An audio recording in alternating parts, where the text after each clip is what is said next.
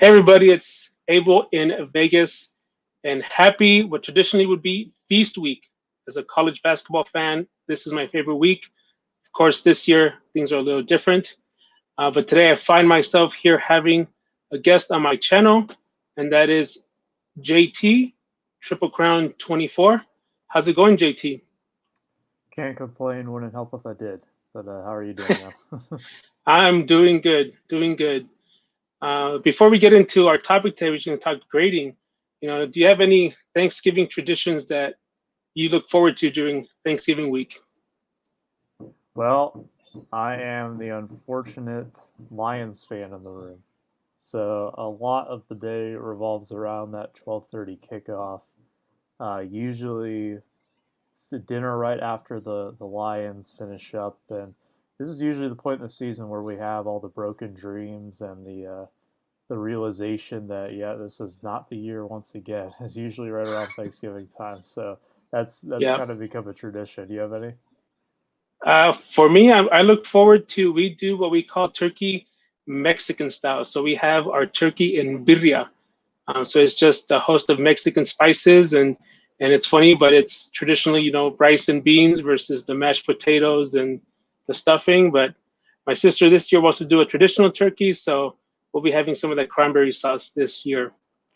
So it's pretty awesome. And of course, who doesn't enjoy watching football all day? Usually, like I said, I would like to be watching college basketball, but this year it's a little bit delayed with the things that are going on. So, well, why don't we get to our topic at hand? And that is, we're going to talk grading. So I want to kind of touch on a couple points, mostly talking about, how do we approach grading with the different companies and how they've kind of increased their pricing. What's a good approach, whether you want to do this on your own or if you want to submit through people like yourself who submit group submissions and have access to the perks of that. So I think we should probably start. Maybe we could start looking at the current pricing models for the three different companies. So let me share my screen real quick. And we're going to start with SGC. So I went through, and right now, anything that is under $500 in value, their SGC says they could get that back to you in about 60 to 70 business days. I'm not sure how accurate that is at the moment. I know I have a bulk submission currently at SGC above 300 cards. It did get to SGC in August, so I'm just waiting for it to come back. But anything under $500, you could grade for $15 a card. However, if you want that back in 1 to 2 days, you do pay $100 and they'll give it to you back fairly quickly. But I'm not sure if you want to spend 20% of your card value or more just to get it back within 1 to 2 days. Um, and then the next level up is 500 to 1500. You're paying $35, again, 60, 70 days. Or then 1500 up to $3,500. It's $85 a card. Now I do have it there highlighted in red because I think if your card value is, let's say, 3,500, and it's already $85, why not pay those extra $15 to make it 100 and buy yourself 58 days? That doesn't make sense. But then anything above that, you're looking at 1 to 2 days, and then based on the value, you're paying a price. Um, so based on these prices, do you think it's what kind of cards do you feel we should be submitting to SGC based on these pricing? Well, with SGC, you're in a difficult situation. I know that overall the bulk services are suspended through the rest of 2020 at this time.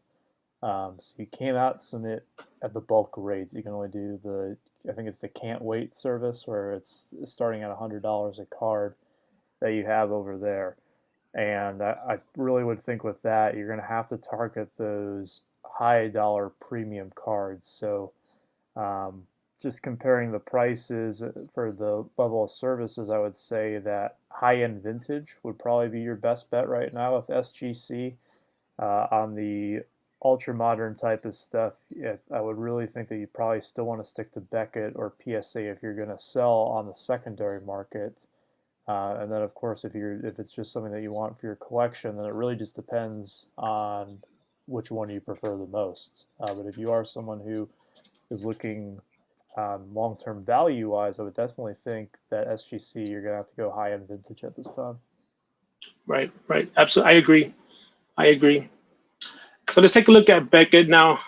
I've always been a fan of Beckett, and um, I used to grade a lot with Beckett, but I don't know anymore. I know they've been in the news lately for possibly of fake slabs that they discovered. So they really haven't issued any further guidance on that. So grading with them is up to you guys. But when we take a look at Beckett, they did away recently with their no return time guarantee. So you used to be able to submit, for example, at a premium level, and they said, hey guys, within 2 days, we will get your card back. Now, you could still submit at premium, but they're not guaranteeing that you'll have your cards back within those 2 days. And then they also offer now the service level without subs. But to be honest, if you're submitting with Beckett, the reason you're doing it is to get those sub on the slab, because that's what people look for. You're looking for those quad 9.5s or better. So right now with Beckett, their premium service is $125 with subs, or you could submit at $50 with no subs. The Express is $100 a card with no subs. That's $40. And then their standard, they do offer, in a way, a bulk pricing. So anywhere between 1 to 50 cards, you're looking at $40 standard or $30 economy with subs. Anywhere between 51 and 99 cards, you're looking at $35 and $25 respectively. And then if you go above 100 cards, then you get their lowest price, whether it be 30 for standard or 20 for economy. Again, I'm a big fan of certain cards being sent to Beckett. For example, I'm setting aside currently cards that I got from the Project 2020 that I'm going to send to Beckett, only because I feel they do a little bit better with the thicker cards versus personally with PSA. I think thicker cards get downgraded quite a bit. Any thoughts on Beckett? Oh, I have to totally agree with you on that. I think thick cards and Beckett have kind of gone hand in hand for quite some time. And part of the big reason for it, I think, is because I think their slabs are probably best fit for the thicker cards. The SGC slabs, having come across enough of them, they're pretty solid overall. The PSA thick slabs, I'm not a fan of, especially if you get like one of those Titanic size ones that's like a TV dinner tray size. Like those are absolutely obnoxious. But Yes. Beckett, it just kind of has the same like feel to it as a regular card. So I would definitely think that Beckett, I feel, has definitely become a lot more niche, and in that regard as well, a lot of their business has been lost to PSA and SGC because Beckett, and just in my interpretation, has always had that reputation for the contenders autographs, the NT RPAs, the Bowman Chrome first Bowman autographs, the Right. Topps Chrome rookie autographs, and and a lot of those I've been seeing more and more going over to PSA, more and more going over to SGC. So Beckett, let's be honest, there's really no guarantees with the turnaround times on any of them. But Beckett has kind of come out and outwardly said it, which I respect that, but at the same time, it is very worrisome, especially at a 2-day premium service where you're paying over $100 a card.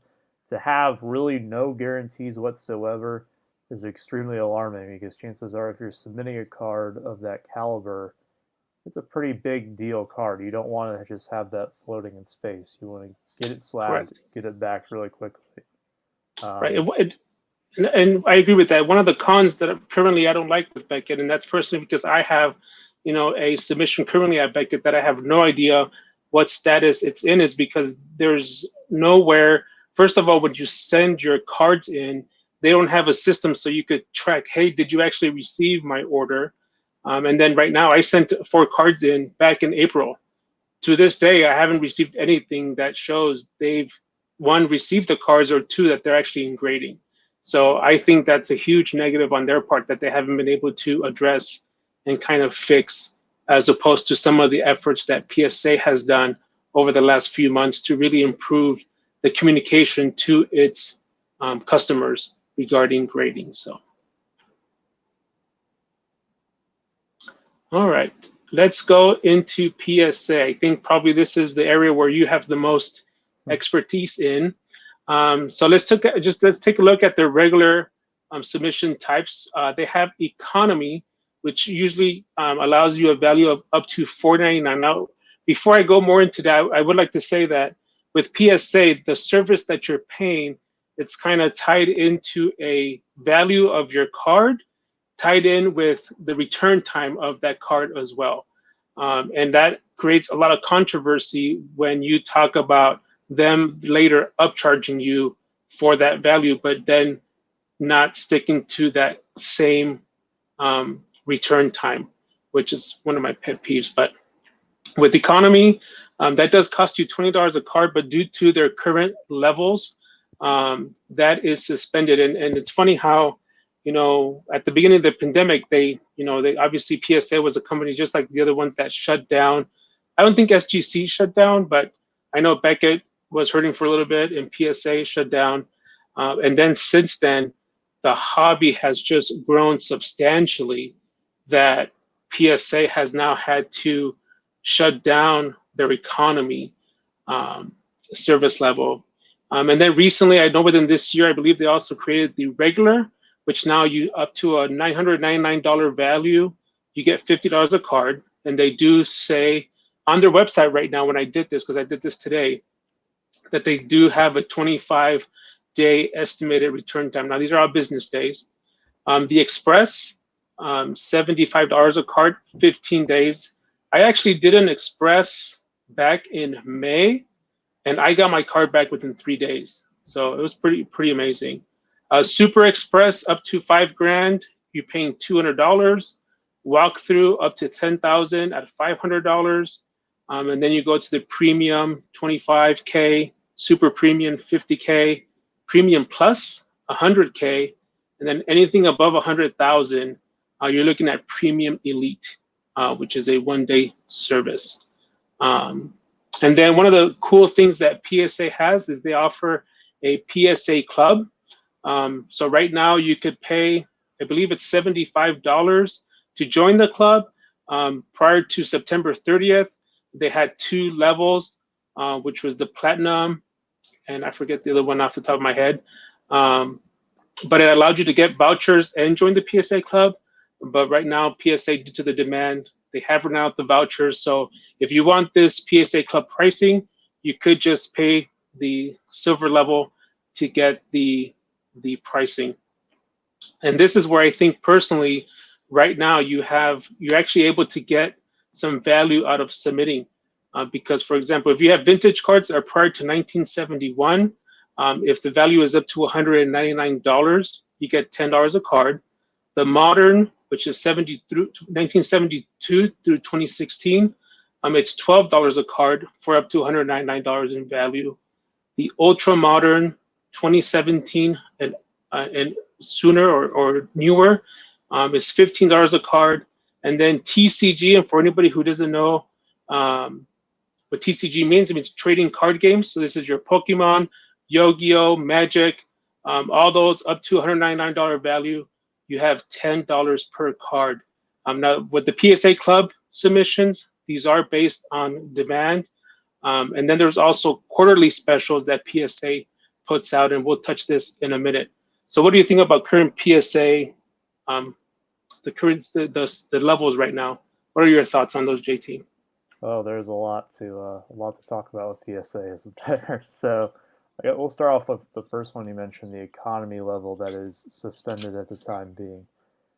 This is one that has been very interesting to me because I get asked about this quite a bit with the PSA submission group, and it is suspended right now because they apparently have a large influx of economy level orders. I just had 2 come back earlier this month that were about 10 business days over their expected turnaround time. One was 8 days over, and one was 10 days over.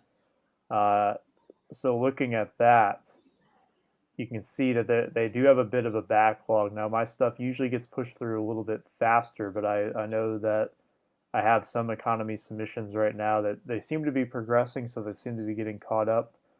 But I would think the reason for that is that PSA Club right there down below, where ultra modern now, $15 a card, with the economy being only $5 more.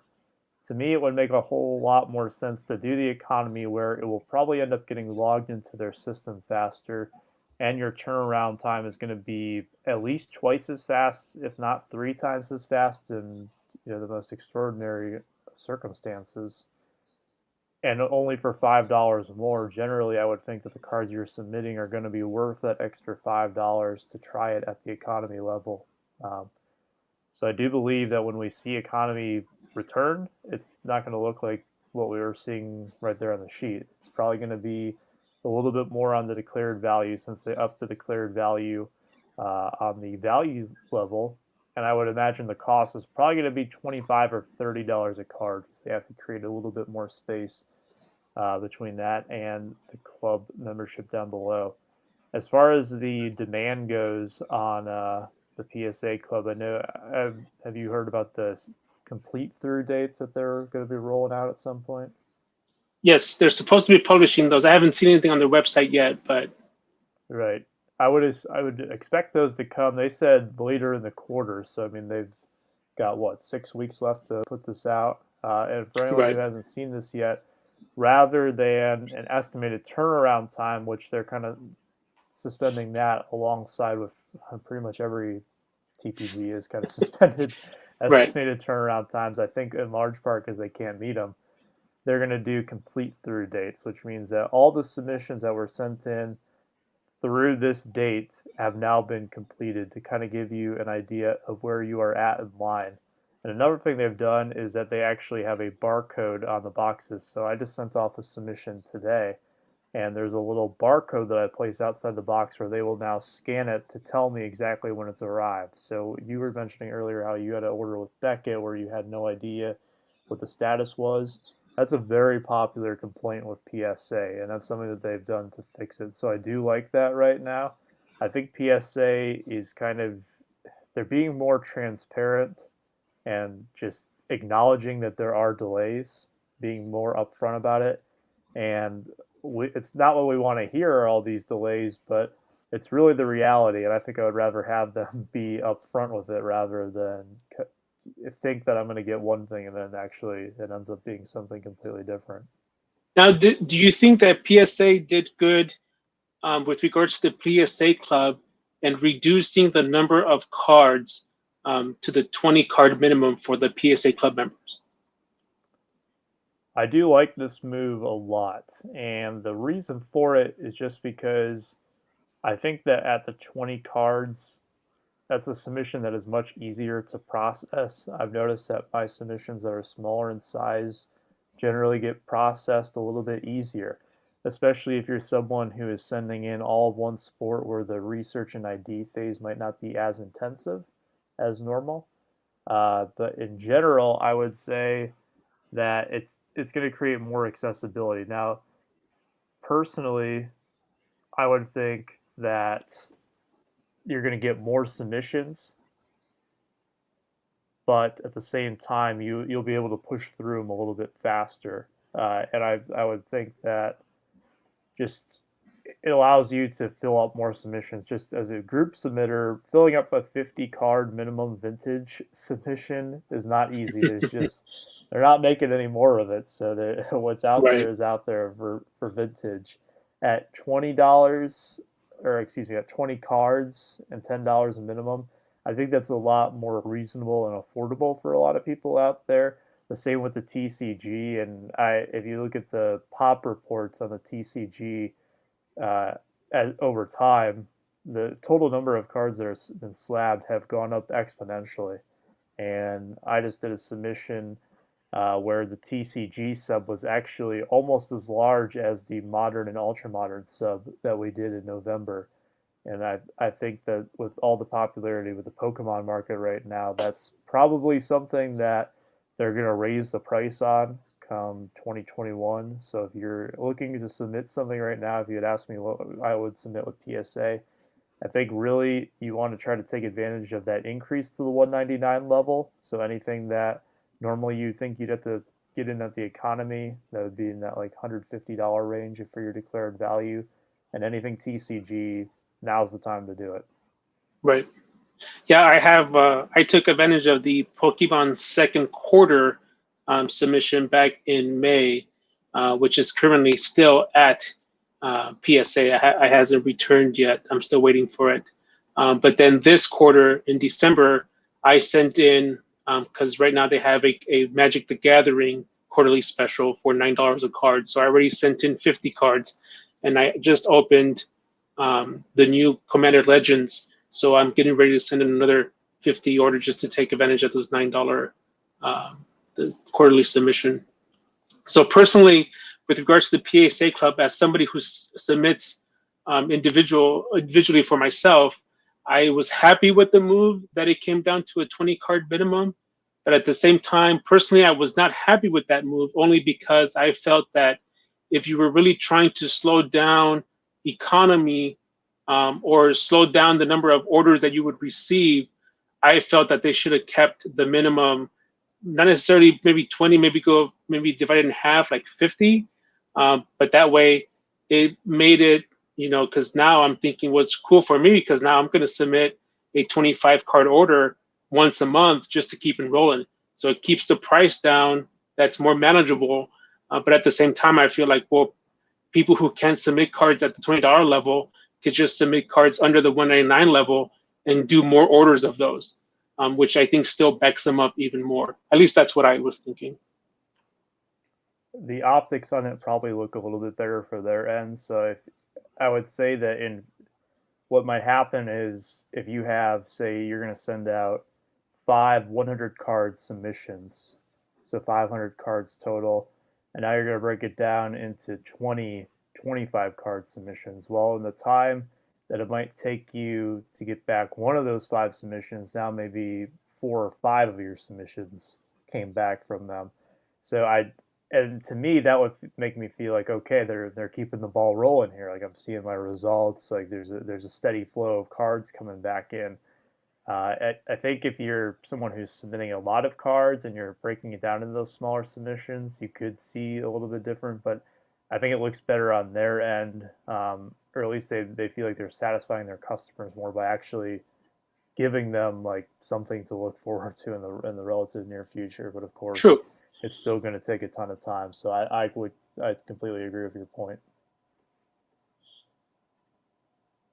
So what would you say to somebody like me who prefers to submit cards on my own versus some of the features or benefits that you get as a group submitter? What would be some of the benefits to submit with me or any group Versus submitter? the way that I do it, where I prefer to do it on my own versus going to a group submitter. There is a lot that you could argue on both sides, I would think. There's some people who just like doing it on their own, like you said, it's kind of a thing that you like doing on your own. For those who haven't put together a submission before, it's a lot of work. It usually takes the better Mm-hmm. part of a weekend to do to group the submissions and keep up with everything. But it's something that I'm willing to do and willing to put in that work. Uh, when you I'm trying to make this not sound like braggadocious or anything.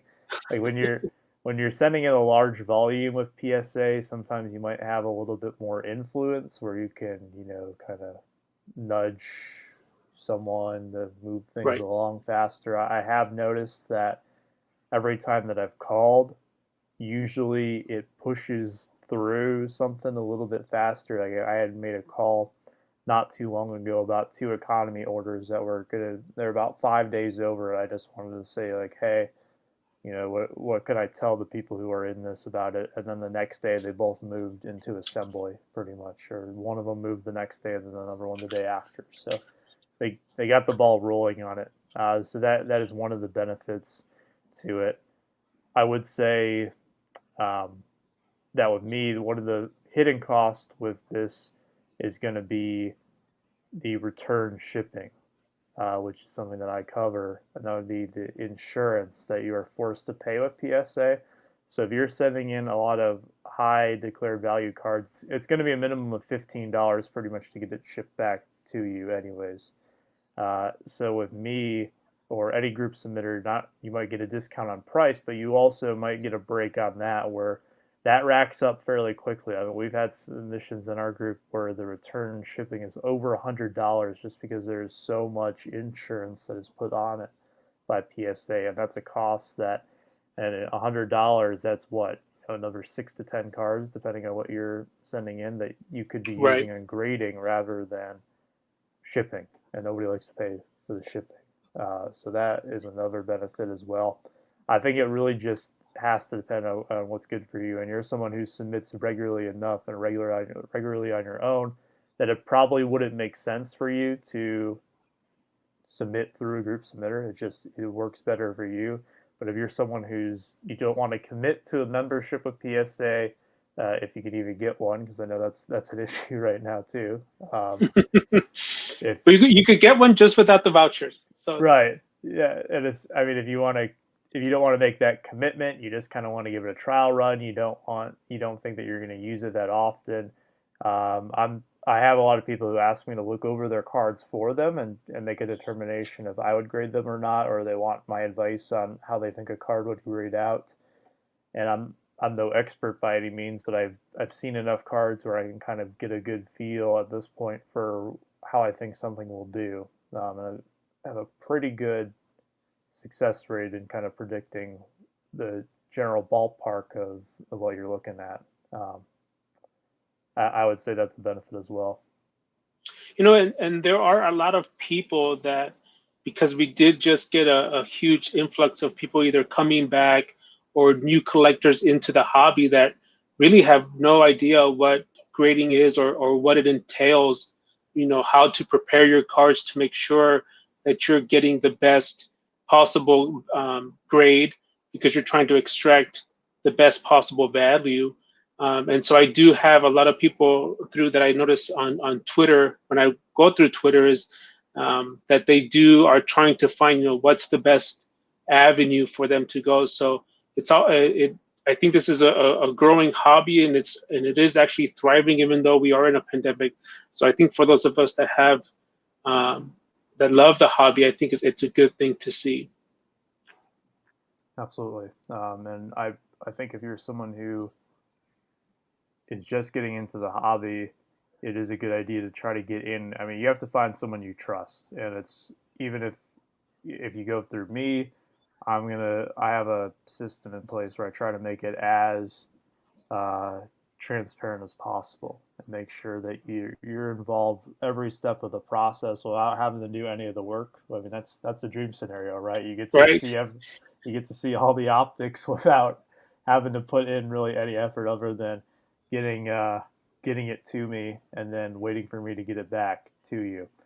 Uh, and I think leaning on those people that have been around for a long period of time. They don't know everything, of course, but it's definitely when you're first starting out to have those opinions and to rely on someone that you trust, especially in something that's as intricate as grading, where you really need to get that feel for it. I think before you build up the confidence and being able to do it on your own and do larger submissions is key. Yeah, absolutely. So one of the things that the next topic that I want to talk to is how do you extract the most value, or for the current pricing models? What would you tell those who follow you for group submissions on what are the types of cards you want to send right now to extract that value? Well, I think there's two schools of thought, and it's going to really depend on what your ultimate goal is with the cards that you're sending in. So you have people who are sending some cards in for resale purposes, and you have some people who are sending cards in for their own collection as well.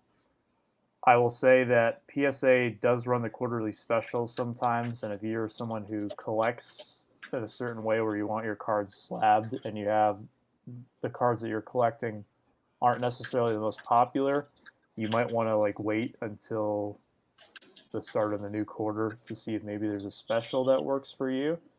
Uh, Otherwise, if you're someone who's just grading for your own collection, I think you just pretty much keep doing what you're doing. And if I don't really see these prices coming back down anytime soon, I think you just kind of have to get in now and do what you normally been doing. Just be smart about it, and if it's for your own collection, then more power to you to just slab whatever you want. I think it gets a lot more difficult if you're someone who's looking to sell the cards that you're slabbing. Um, one of I'll tell this story very briefly. One of my big mistakes I made when I first started slabbing was with a fella named Jimmy Garoppolo, who I sent in cards in May of 2018. His SP Authentic rookies, I believe I had like 7 or 8 of them that I sent into PSA. I was very confident in them, and I went 100% on getting 10s with them. The problem was that I sent them in May. So this is after the NFL season, after he's traded to the 49ers and they go 6-0, and he's the hype train is going a million miles an hour across the country from New England to San Francisco. Everybody's all up in arms about Jimmy G. By the time that I had gotten them back, week 3 had already passed, which is when he tore his ACL and he was done for the year. Had a few mediocre games, and the value on them absolutely plummeted. And I sold them for pretty much almost at cost of what it took me to get them slabbed. I could have held and waited, but I didn't have the patience to do that at the time. I just wanted to get Right. them gone, and I was bummed at the same time too. So I would think that you kind of have to think 6 months down the line, like what are things going to look like. So right now, I have people who ask me about what would you do? Would you send this in? And that's a question I get very often. Would you send this in? And kind of my rules of thumb is if you're looking to resell it, number one, what do you think the market is going to look like in 6 months from now?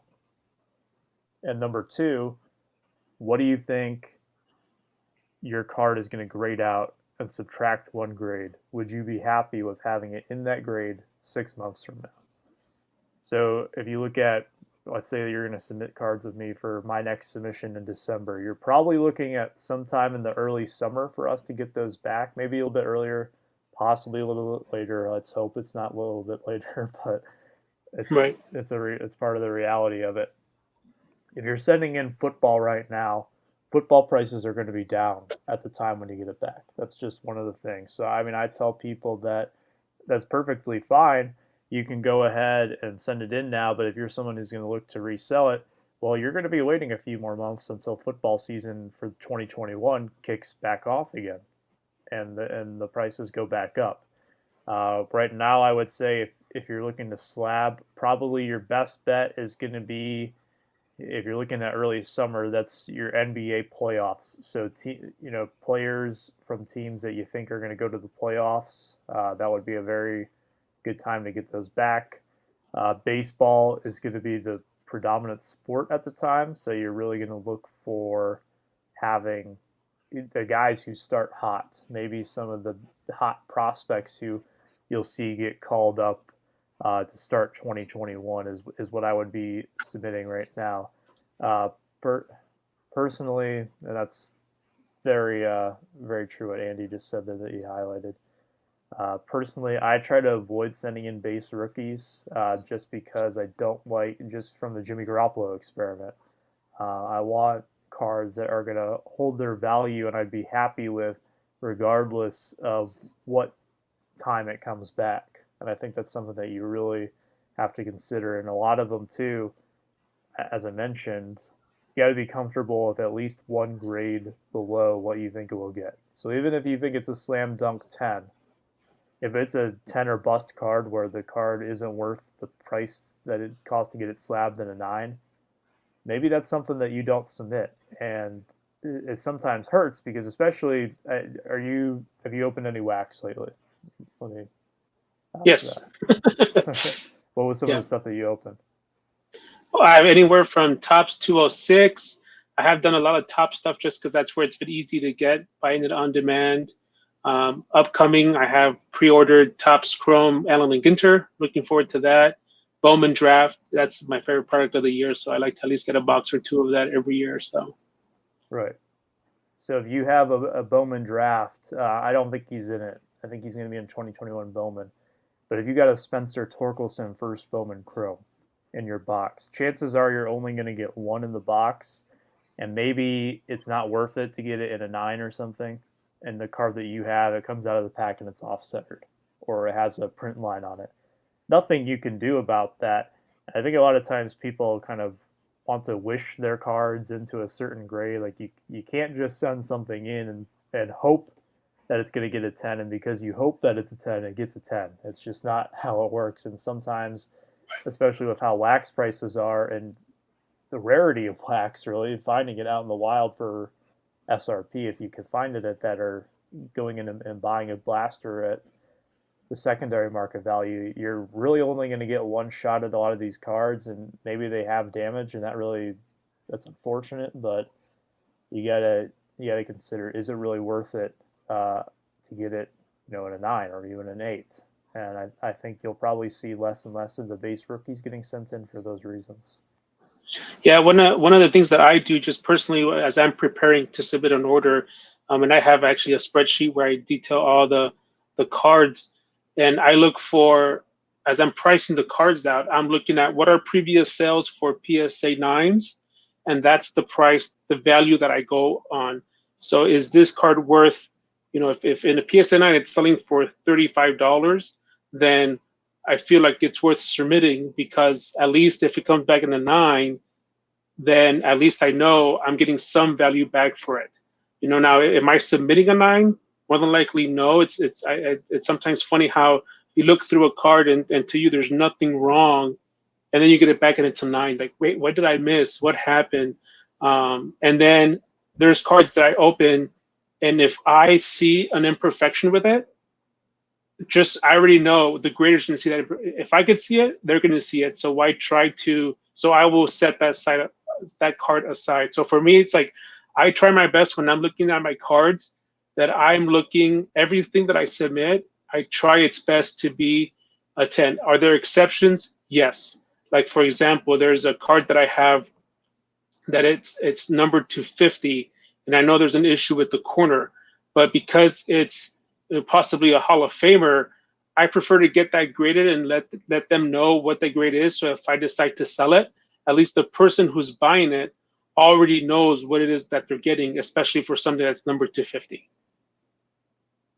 That's a fantastic point. And I've had a conversation with a few people as well with how unprotected you are as a seller, like on eBay or really anywhere else, where it's a great way to protect yourself, where even if a card, it makes a lot of sense sometimes just to have it where you can't really dispute it. Like if it comes back and it's a PSA 9, like that's it. That is to me, I am selling this card in this holder. This is what the professionals say that this card is worth, right, in terms of its assigned grade.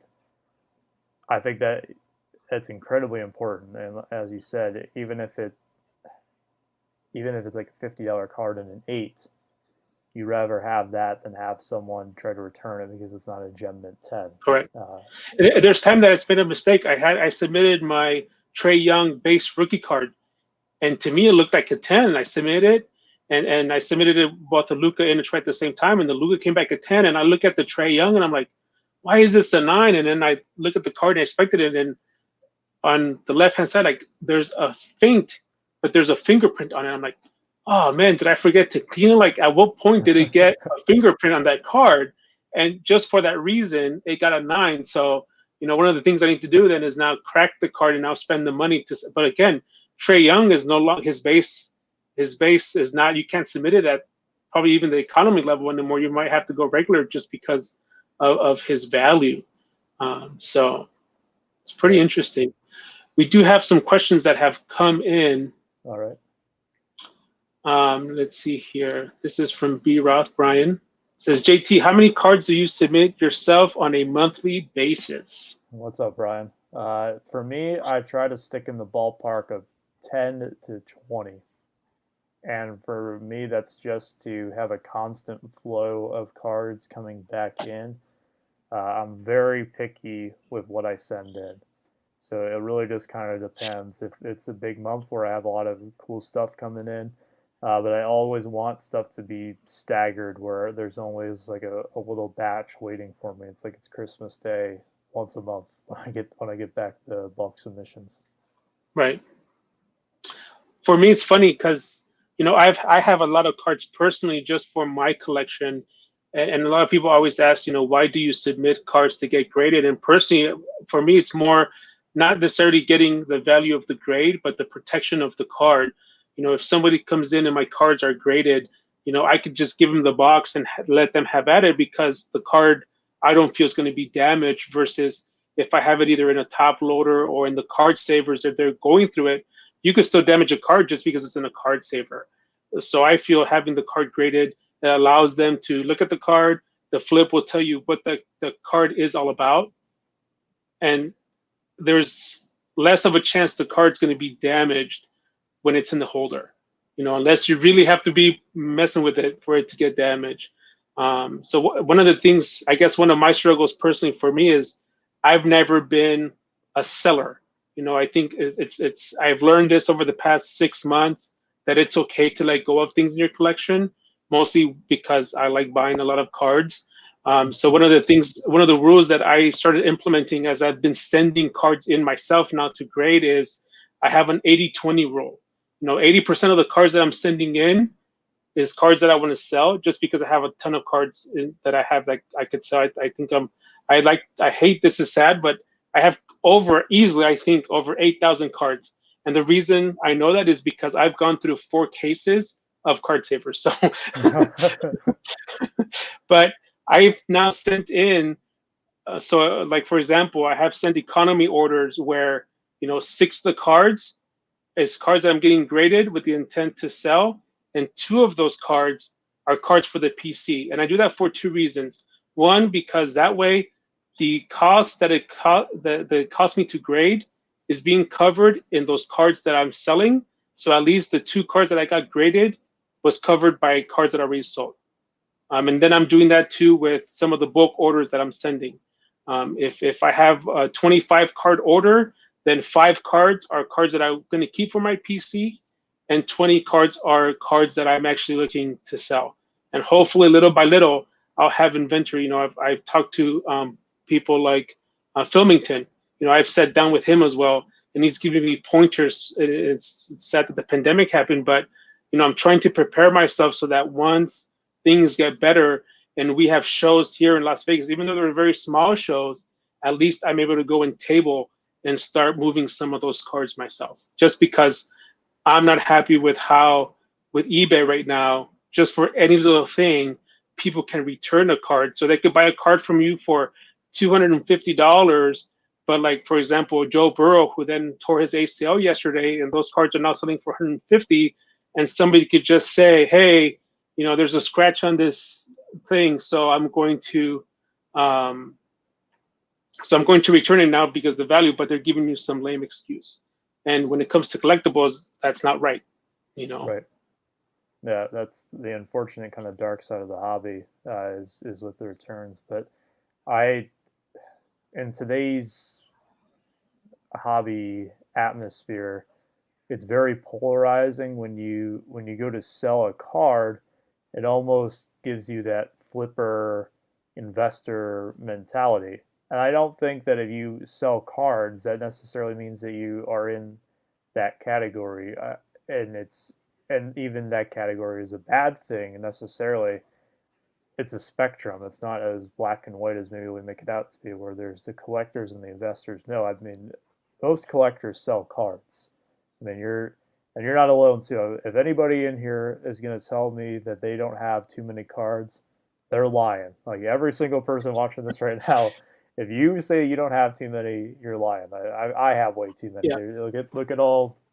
I mean, Look at all those boxes back there. That's Yep. way too many Yep. cards. So And, I the funny thing for me is I eventually, like, I want to be able to showcase my collection versus just having it in boxes. Like, granted, there's going to be stuff that you have that for protection purposes, because of the value of them, yes, you want to secure them in a vault and having properly secure. But for the most part, I want to have a collection that if you come over and we're gonna, have a beer or something, there's stuff that you could see and it's gonna be enjoyed. Just why should it always be in a box? That's just right. anyway. That's how I look at it.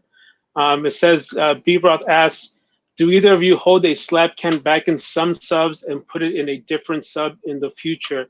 One of the things for me, I personally do not like doing this, because I think that sometimes the graders, if they, like, if you have 5 of the same cards, sometimes I say, well, if they're trying to keep population counts down, they'll say, okay, they submitted 5, let me give them 2 10s and 3 9s.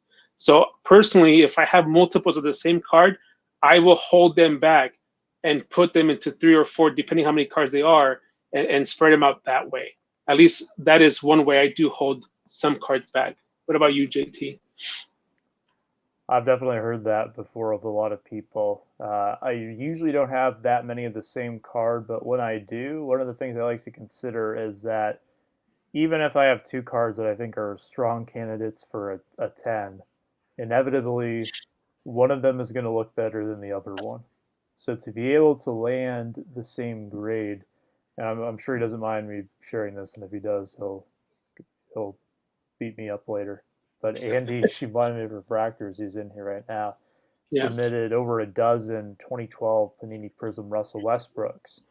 And one of his strategies with that, what we kind of talked about, and he can correct me if I'm wrong, is that he's probably going to get a decent number of 10s and he's probably going to get a decent number of 9s out of that submission. I mean, he had a very large stack of them and he picked out the cream of the crop, the ones that he thought were the best, but it's just part of the game is that you're going to get some 9s and you're going to get some Right. 10s at the same time. So the only reason that I would do that is if I had multiple copies that I was extremely confident would get a 10, and either for the reason that you mentioned, where they want to control the pop, that would be a concern, or I feel that they're going to be compared, and one of them that gets a 9 that I feel should be a 10 is going to get docked that grade just because it doesn't look as nice as the other 10 that I have. And there are times that you could be successful. I've seen some returns that Filmington has done, and he submitted, for example, 5 different Juan Soto rookie cards, and all of them came back 10s. So, it could go either way. Sometimes it is your grader who depends how they're going to treat you. What's their mood that day? That's Um, it's tough when you wait all that time and it comes down to maybe someone got cut off on the highway on their way to work and they're having a bad day and they right. spilled coffee on themselves and they go to grade your cards and all of a sudden they're not in the best of moods. So it's definitely tough, but you got to do your best and hope for the best at the same time. So as we get here towards the end of our hour, I'll share with at least some of my goals going forward, and it's kind of where I will try to extract the most value for myself going forward. I have a lot of cards because back in the day, I just used to crack open product all the time, and I never moved them. I saved all I like to call them the A+ players, and I saved a ton of them. Plus, I have a ton of old basketball from, 06, 07, 08. I was doing a lot of breaking back then. So I'm looking to hopefully take advantage of the modern pricing, the $12 per card, and focus on sending in a lot of those cards. I currently have my the quarterly special. I did the 90s, the Michael Jordan years. So I submitted that. I submitted how could you not submit the Mike Trout center field in September in the last quarter?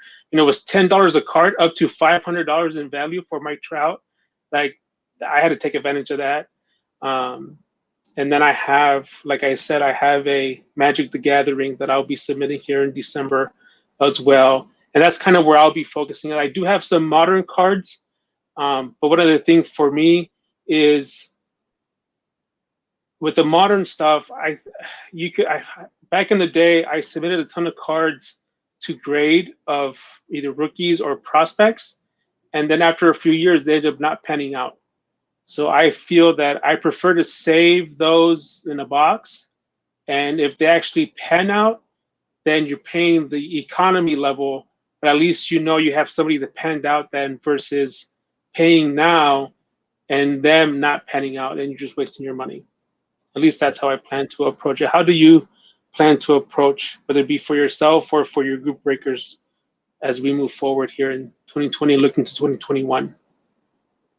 I would say for me personally, and this is something that I've been telling people too, for PSA, one of the big things to keep in mind right now, and this is going to be a very odd, specific thing, the year 2017 is a very strong year for sports cards. You have incredible football class, mostly for one guy. Mm-hmm. He wears number 15. And then you have a really solid baseball class as well. And for basketball, that class got a lot of momentum this past year with Jason Tatum kind of exploding, and there's a few other guys in there too. For PSA, the modern category will add the year 2017, so it'll be 2018 to 2021 for ultra modern. So I would say that if you have anything from those years, you're probably better off at this point waiting until the new year to submit those when that rolls over, because you're going to save a few dollars a card. Right. And no, that's pretty much it. You're going to save a few dollars a card. Yeah, But and I think that's awesome that they're doing that. That it's going to be a rolling, rolling. It's just going to roll over every year, you know. So I think that's that. Well, we'll see if they continue that, because I think especially in basketball, you know, starting with Luka's year, you know, it's like, do you just wait? But then for basketball though, the demand for basketball cards is so great that I don't know how many cards you actually can fit in under the $199 threshold. At least not rookie cards, because some of the base rookie cards you're paying, you know, Trae Young is what, $450. You're looking at right. Luka is $800 for just the base. Uh, that's just the base card. So I think with rookies, it's going to be a little bit more difficult to get. Other cards, probably so, but basketball is just you're paying to get those graded. Right. And especially we talked about this at the beginning of the hour with the influx of people in the hobby, and also I think with that the influx of people who are grading cards or sending in cards to get graded. So the mindset in 2017 towards grading, I mean, grading is still hugely popular back then, but it's even more popular now. And there's like today, if you open a blaster box of Prism and you pull a John Morant, a Zion Williamson, whatever the case may be, generally a lot of people will get it graded. And if they don't get it graded, there's probably a good reason why. So at this point in time, the only reason why people would submit it is because they might think that maybe they can get away with a higher grade, or it is now worth it to submit it in that grade, like for just the price creep. Like I don't know, Luka right now, I would say that even if you got a PSA 7 Luka rookie, that's well worth sending it in. Like that's a no Mm-hmm. brainer. That's probably a card I would send in at this point, regardless. In terms of the Prism rookie, the lower end ones, like some of the Chronicles ones, maybe not so much, unless you just want to have it slabbed up. So for me personally, that is something I'm going to consider as the 2017 thing. Other than that, really just going to stick with the same game plan with the price point. The changes in prices really haven't changed how I slab things, just because it hasn't affected what I'm sending in. If anything, I would say it's probably just maybe a little bit more careful, and I would say it's slabbing is exciting. There's the prospect of getting that Gem 10 is awesome, and it's a euphoric feeling when you do get it. But be smart about it, spend your money wisely, and have fun with it if you're getting into it for that purpose.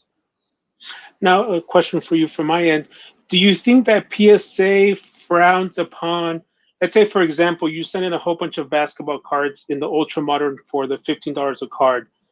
Do you think they frown upon if you were to send, high dollar cards that they're going to have to upcharge you for every single card? Do you think they frown on that, or do you think we should send at that level, and then anything that gets the grade and you get upcharged, then you're paying for the value at that point? I think it's kind of like a no-win scenario. So the reason that PSA upcharges, to my knowledge, is for liability's sake. It's also because they want more money. Let's not kid ourselves. I mean, that's definitely a big reason why. But so when they send it back to you, you have to have insurance on your package that you get back from them. And it's based on the sum of the declared value of your cards. That's why they have you declare those values. So in the event that something would happen, it's insured and PSA can file a claim and they can take care of it. The chances are very low, of course, but it's a way for them to protect themselves. And I think with the volume of transactions and some of the cards that are coming through, you don't want to upset anyone. If something unfortunately were to ever happen to someone, then you want to make sure that both sides are protected. So if you're trying to sneak in cards at that lower level, I mean, I don't think that to, they don't want to upcharge you where you, especially right now, because if you're submitting at the value level without the economy level, I was told by PSA that if you get upcharged, you're going to get upcharged to the regular service level, which now that's $50 a card. And Yep. I think they're going to be pretty lenient with it, is my guess. And that's only for cards that are submitted while the economy level is suspended. But man, I would be really upset if I sent in a card at the $15 service level and it paid for that service, and then you're telling me that I could have had the 25-day service level on the same card, pay for that service level, but still get treated like it was the value service level. That would infuriate me. So Right. I would say play it safe. If your card is kind of on the fence where you feel like it might get upcharged, just wait for economy to come back. I don't know when it will come back, but it will. Awesome. Well, we'll close with this question from Pepino Man. He wants to know, what grade did you get on your very first card submitted?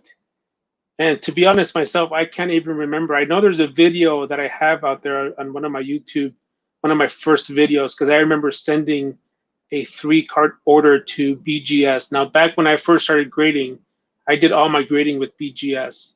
But and I know I remember getting a gold label 9.5 on one of the cards, but I can't remember what all 3 cards are, especially now, because I think that happened back in maybe '06 or '07. But do you remember your first grade on your card? I do. It was 2 cards that I submitted at the same time, and they were both one subgrade away.